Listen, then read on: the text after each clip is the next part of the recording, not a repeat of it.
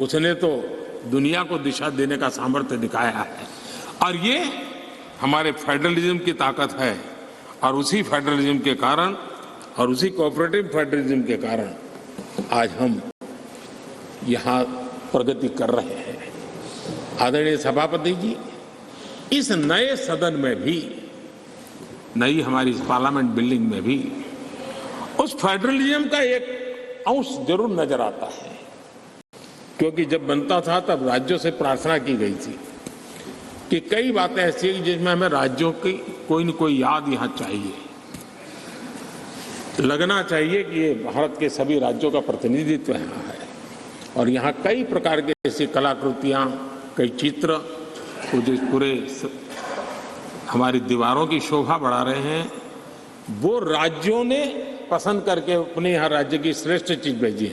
यानी एक प्रकार से यहाँ के वातावरण में भी राज्य भी है, राज्यों की विविधता भी है और फेडरलिज्म की सुगंध भी।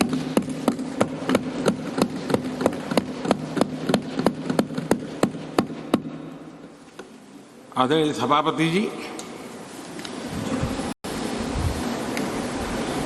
टेक्नोलॉजी ने जीवन को बहुत तेजी से प्रभावित किया है। पहले जो टेक्नोलॉजी में बदलाव आते में 50 साल लग जाते थे, वो आजकल कुछ हफ्तों में आ जाते हैं। आधुनिकता अनिवार्यता बन गई है और आधुनिकता को मैच करने के लिए हमने अपने आप को भी निरंतर डायनेमिक रूप से आगे बढ़ाना ही पड़ेगा, तब जाकर के उस आधुनिकता के साथ हम कदम से कदम मिलाकर के आगे बढ़ सकते हैं। आदरणीय सभापति जी, पुराने भवन में हमने, जिसको अभी आपने संविधान सदन के रूप में कहा, हमने वहां कभी आजादी का अमृत महोत्सव बड़े आन बान शान के साथ मनाया। 75 साल का हमारी यात्रा की तरफ हमने देखा भी और नई दिशा, नया संकल्प करने का प्रयास भी शुरू किया है। लेकिन मुझे पूरा विश्वास है कि नए संसद भवन में आजादी की जब हम शताब्दी मनाएंगे, वो स्वर्ण शताब्दी विकसित भारत की होगी, डेवलप्ड इंडिया की होगी, मुझे पूरा विश्वास है। पुराने भवन में हम 5वीं अर्थव्यवस्था तक पहुंचे थे। मुझे विश्वास है कि नई संसद भवन में हम दुनिया की टॉप 3 इकोनॉमी में स्थान प्राप्त करेंगे।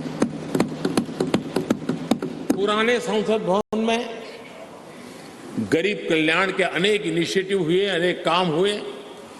नए संसद भवन में हम अब 100% सैचुरेशन, जिसका हक है उसको पूरा मिले।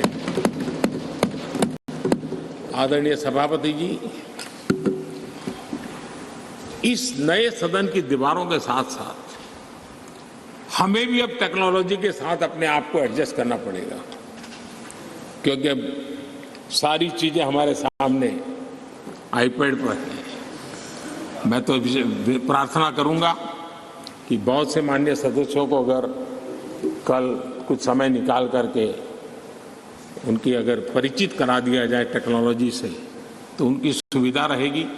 वहाँ बैठेंगे, अपनी स्क्रीन भी देखेंगे, ये स्क्रीन भी देखेंगे, और टेक्नोलॉजी वाले अगर, तो हो सकता है कि उनको कठिनाई ना आए। तो आज मैं अभी लोकसभा में था तो कई साथियों को इन चीज़ों को ऑपरेट करने में दिक्कत हो रही थी।